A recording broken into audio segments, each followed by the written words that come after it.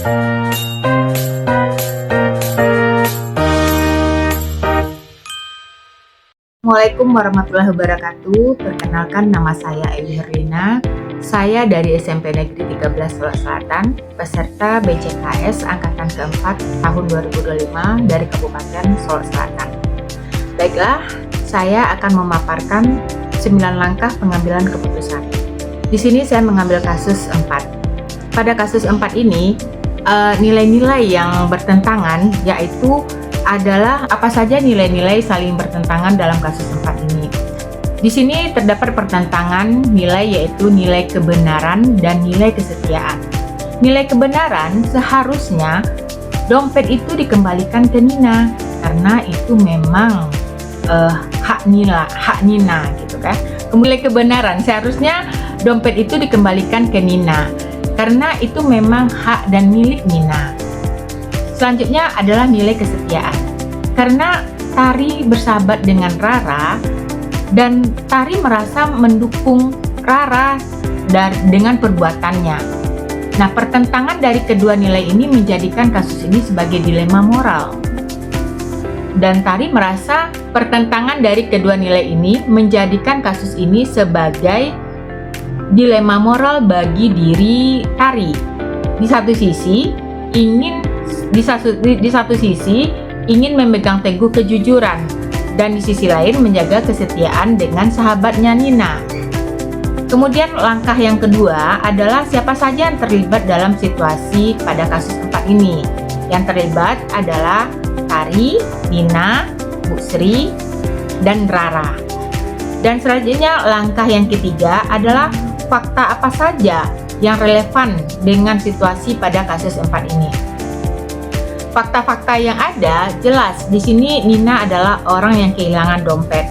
Kemudian Rara adalah orang yang menemukan dompet dan tidak ingin mengembalikan dompet tersebut. Kemudian Tari adalah orang yang melihat perbuatan dari Rara dan juga sekaligus Tari ini adalah sahabat dari Rara. Dan selanjutnya adalah Bu Sri sebagai pegawai perpustakaan yang mengumumkan kehilangan dompet tersebut. Langkah yang keempat adalah pengujian benar atau salah. Di sini kita melihat adanya pertama adalah uji ilegal. Melihat bahwa mengambil dompet orang lain tanpa mengembalikan kepada orangnya tersebut itu adalah salah. Kemudian uji regulasi.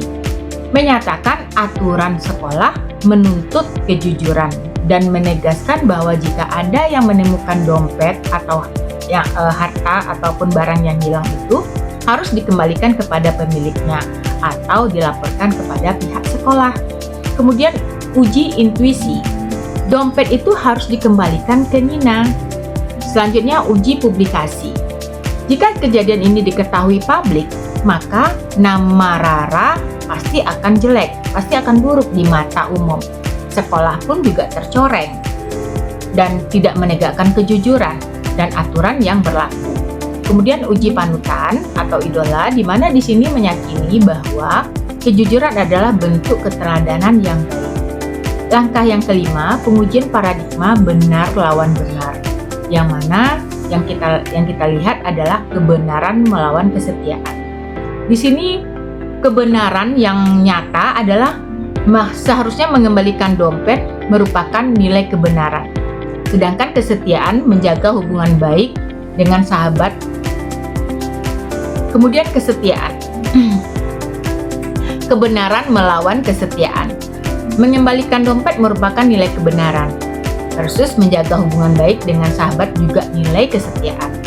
Selanjutnya adalah keadilan versus kasihan. Nina berhak mendapatkan kembali dompetnya. Sedangkan rasa belas kasihan kepada Rara yang mungkin takut dimarahi atau kehilangan persahabatan. Selanjutnya adalah langkah yang keenam, prinsip resolusi. Di sini pemikiran berbasis aturan, yakni barang temuan yang harus dikembalikan sesuai aturan sekolah. Kemudian cara best thinking. Tetap berempati kepada Rara dengan tidak mempermalukannya. Kemudian, and best thinking, memikirkan dampak jangka panjang terkait menjamin kejujuran budaya di lingkungan sekolah ya. Kemudian langkah yang ketujuh adalah opsi yang lebih kreatif. Nah, adil dan bijaksana yang bisa dilakukan. Di sini mengajak Rara berbicara secara pribadi dari hati ke hati. Kemudian bisa juga memberikan kesempatan kepada Rara untuk mengembalikan dompet Mina secara pribadi atau melaporkan kepada Bu Sri. Selanjutnya bisa juga jika Rara menolak, Tari juga dapat mendampingi Rara dan menjelaskan kepada guru atau Bu Sri untuk menyelesaikan masalah dengan cara mendidik. Yang jelas, untuk menyelesaikan masalah dengan cara mendidik. Kemudian langkah yang ke-8 adalah keputusan akhir. Keputusan akhir. Nah, dalam keputusan akhir ini, di sini Tari mendorong Rara untuk mengembalikan dompet kepada Nina. Baik Rara atas inisiatif Rara itu sendiri secara pribadi, atau Rara mungkin minta ditemani oleh Tari. Jika Rara menolak, maka Tari akan melaporkan Rara ke Ibu Sri. Penekanannya karena kejujuran itu lebih utama daripada menjaga loyalitas persahabatan yang salah. Langkah yang ke-9, pelajaran yang dapat diambil dari pengambilan keputusan ini. Ada beberapa pelajaran yang dapat diambil dari keputusan ini, yaitu terkadang kita harus berani dan tegas dalam pengambil keputusan, terutama dalam menghadapi dilema moral.